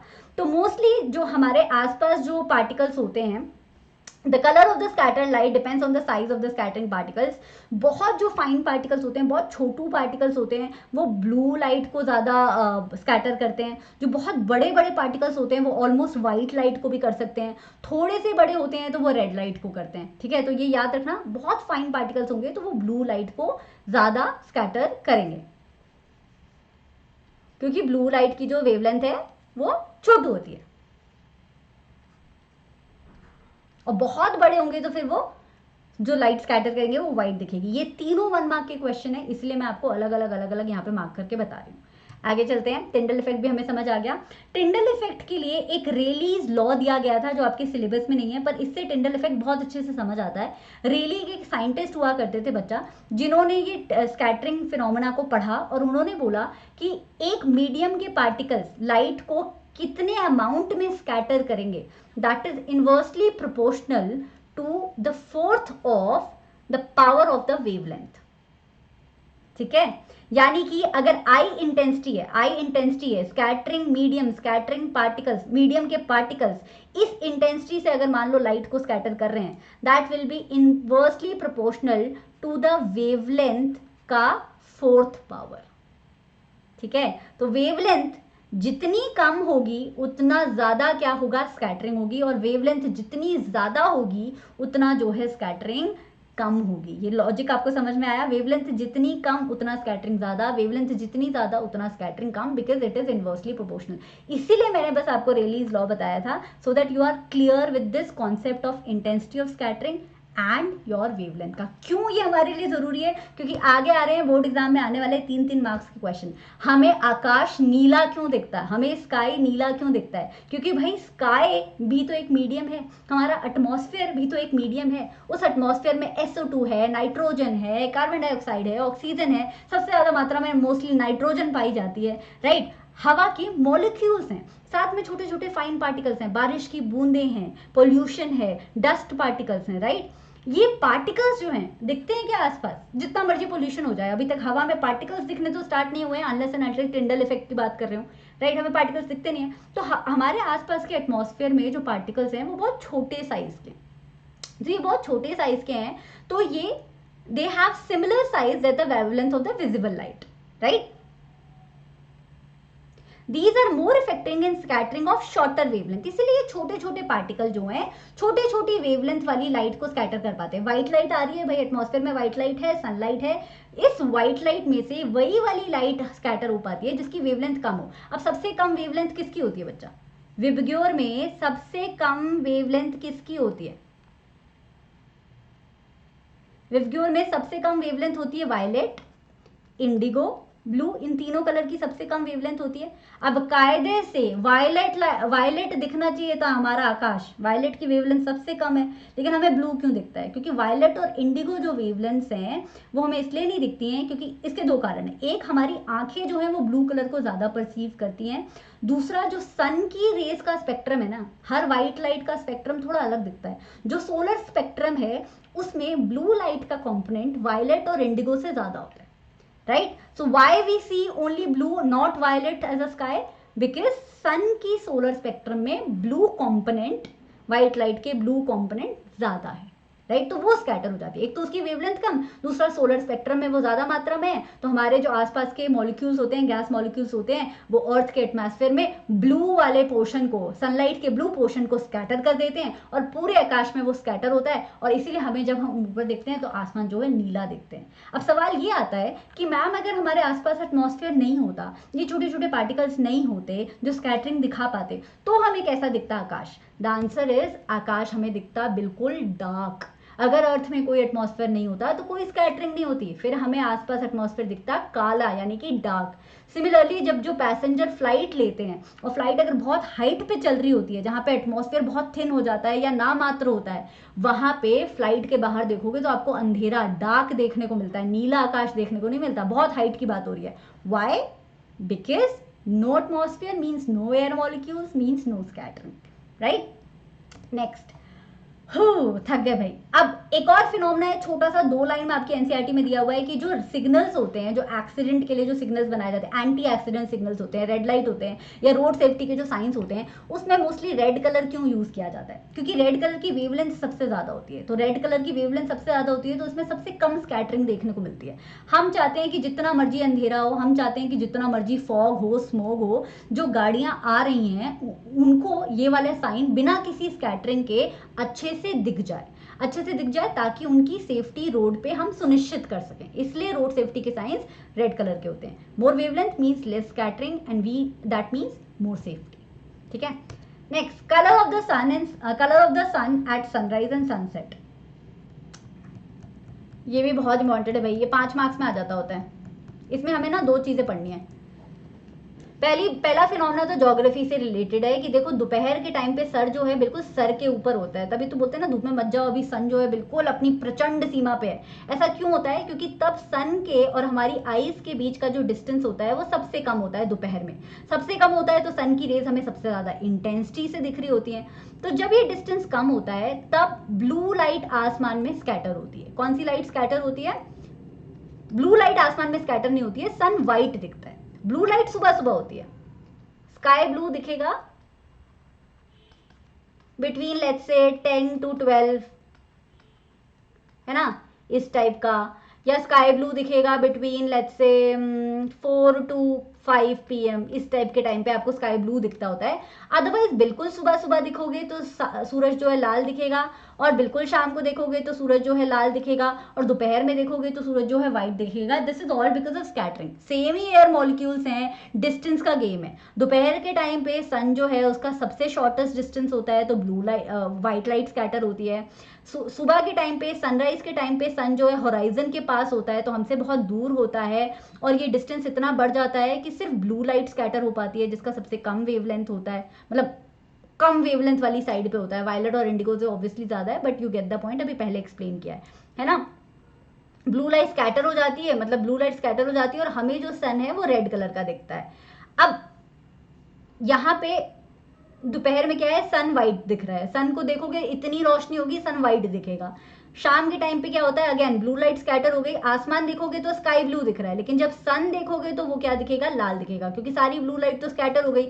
सबसे ज्यादा वाली जो सबसे पक्की वाली वेवलेंथ थी, जो स्कैटर होने से बिल्कुल मना कर रही थी, वो थी आपकी रेड कलर, विबग्योर में लास्ट वाला आर वाला, राइट। तो सुबह और शाम होराइजन के पास डिस्टेंस इतना ज्यादा होता है कि सारी नीली लाइट स्कैटर हो जाती है, सन दिखता है लाल, और दोपहर के टाइम शॉर्टेस्ट डिस्टेंस के टाइम पे नीली लाइट तो स्कैटर हो जाती है लेकिन सन दिखता है white, right. This was the phenomena. I hope you enjoy today's class. जाने से पहले वो न्यूमेरिकल जरूर करा देती हूँ, मुझे जस्ट अभी याद आया कि वो न्यूमेरिकल तो रह ही गया है ना, और उसके बाद हम करेंगे क्लास खत्म। डोंट वरी, आपको पीडीएफ डिस्क्रिप्शन बॉक्स में मिल जाएगी। कहाँ गया वो न्यूमेरिकल? हाइपरमेट्रोपिया वाला था ना?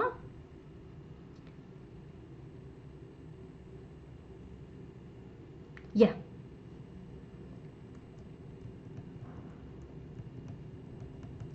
ओके, द क्वेश्चन सेज कि एक हाइपरमेट्रोपिक आई का जो नियर पॉइंट है वो है ये। नियर पॉइंट दे रखा है बच्चा आपको 1 मीटर। 1 मीटर का मतलब 100 सेंटीमीटर लिख लेते हैं सबसे पहले, ऐसा यूनिट देखनी बहुत जरूरी है। पावर बतानी है लेंस का। पावर का फॉर्मूला क्या होता है? पावर का फॉर्मूला होता है 1 अपॉन मतलब फोकल लेंथ का inversely proportional 1 upon F, right. तो फोकल लेंथ मिल जाएगी तो पावर मिल जाएगा। Assume that the near point of the normal eye is, near point of hypermetropic eye ये हो गया, और नॉर्मल आई का नियर पॉइंट हो गया ये।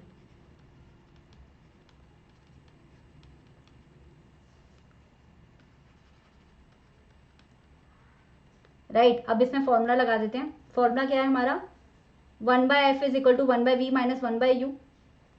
हम इसको ऐसे लिख सकते हैं, u minus v upon u v, right. हम f को ऐसे लिख सकते हैं, u v upon u minus we.